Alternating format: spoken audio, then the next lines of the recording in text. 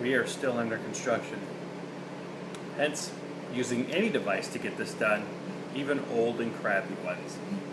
If you would like to donate your device to Have a Marriage, please contact us at haveamarriage.com. Oh my word. All right, so what's your topic today? It's Monday. It's Monday. And it's like, well, it's like 85 degrees. And I know a lot of people in the country are like, that's nothing, but we're hot. And I've been doing tile all day. So we're all... She's been laying tile. I've been laying tile. I've been that watching. Is unfortunately not an innuendo for anything fun. It's been laying literally tile. But it laying looks tile. great, so we're almost done. But Do you want to see? No. okay. No, but what was your topic today? You were talking about paying attention. So, I tend to think that when we get comfortable in our marriage or in any relationship is that we actually stop observing your partner. We're your in our own spouse. little world. You're in your own little world. And I honestly think that the longer you are married, the more you become one, the less... Your hands are cool. Yeah. The less that felt good. you start looking at your spouse as an actual separate person because they're a part of you. They're really, really close. They're the one that knows you the best, and you tend to forget that they're separate. I know men do, especially. Never mind. Okay, so. I don't know where you're going to go with that. I was going somewhere, and it was not the right place. And so, we tend to stop observing one another. We tend to stop self-analyzing like we do when we first. Like a pirate like that. Yeah. We tend to stop self-analyzing and stop observing each other the longer that we are together. And so what happens is that you will particularly miss when your spouse is struggling. You'll miss all of the signs. You'll miss everything until they actually break down, or they do something so horrible that then you're like, why did you go and spend $1,500 at Best Buy? And it causes an argument.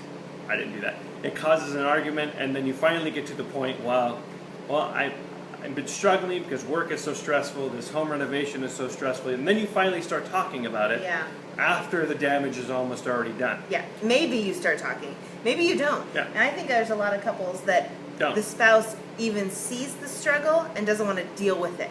So they just don't even bring it up because it's going to be a long argument. It's going to be a confrontation. It's going to be a talk. And they just don't. And that's kind of sad. If you're in that situation in your marriage where you're like, I kind of notice that they're struggling and I just don't want to deal with it. It's scary that you can't actually deal with it because you, as the spouse or as the person that cares for the other person that's struggling, you should be able to go and say, you're struggling. What can I do? And I'm more physical, so if she knows that I'm struggling, she'll amp up sex just because that's what helps me get through. If it was food or buying things, she would actually do that. Or, here, let's help you with go to the what's spa. struggling, or go to the spa. Go get your nails done. Or, go, here's $100. Go, spend some money on something. Go relax. Go, I'll put the kids to bed. Go have a bubble bath. Do something, whatever it is. And for guys, yes. Go play video games. Or just, go out and go golfing with the guys or hang out or But you need to observe and you need to just lower your pride and go, you know what? I know they're struggling. If I want to increase intimacy in my marriage, I can't just sweep it under the rug and forget it. You're going to confront the struggle. Yeah, because the other person is going to feel really bad and like they don't care. My spouse doesn't care. I don't even know if they see me like this. I just don't care. And then it just creates this cycle. And then for years, if you keep going on and on like this, you are now not even one person anymore. You're like two separate people that are fighting in two ends of the corners. Right. And you're not... You got to stop that right now. Someone's got to turn and go. Someone's got to be the mature one and say, hey, you're struggling. I understand that work's really, really stressful. What can I do? I know that you're struggling because you're now drinking more than you ever have. You're now smoking pot more than you ever have. I walked into the room and you were looking at porn. There's something wrong. Yeah. Let's get down to it.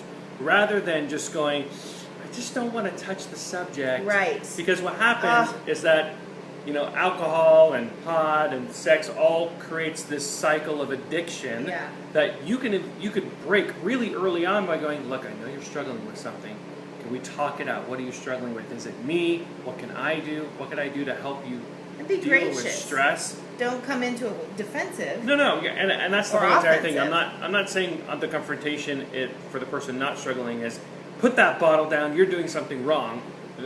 You should go the other way around of, hey, I've noticed this. I've noticed that you're struggling with something.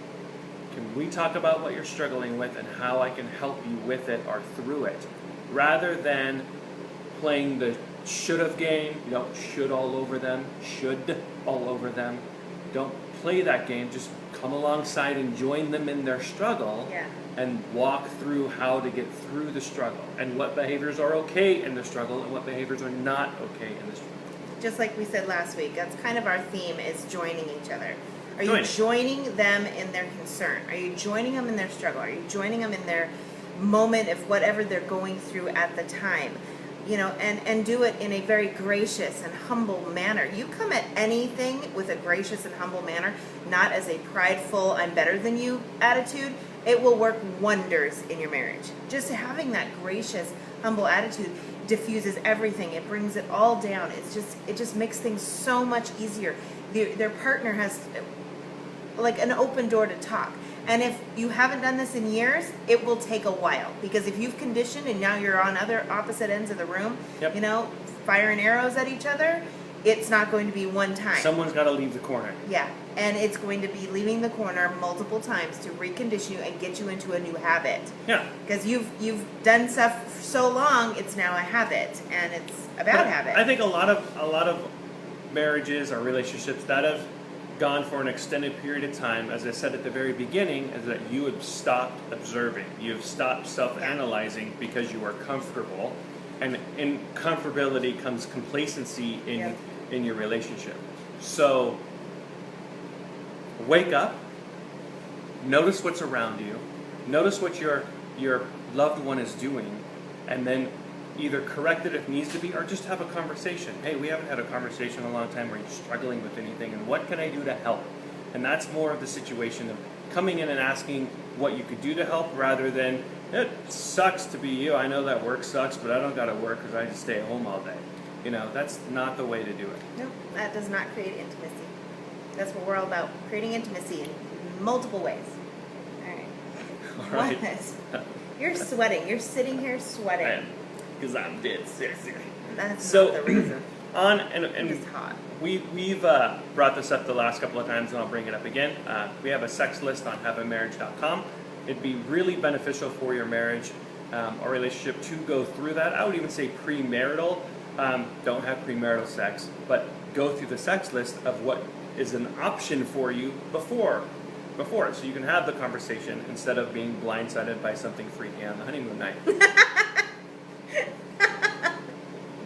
And on that note, I love you. What's the whip for? No, you'll be fine. Don't worry about it. But that's on haveamarriage.com. Our last videos are on haveamarriage.com, and also some reviews of marital tools are there as well. You can follow us on Instagram, Twitter, Facebook, and the website. Anything else? very socially. We're socially attached. If you have any questions or if you want us to cover something, please shoot us a message. Again, We'll talk about anything. open your eyes, observe your spouse, self-analyze yourself to see if you're struggling through anything, and have a conversation that you may be a little scared to have, but have it in a way that you can help your spouse. Have a All right? marriage. Have a marriage. Okay, bye. Just one. Yeah.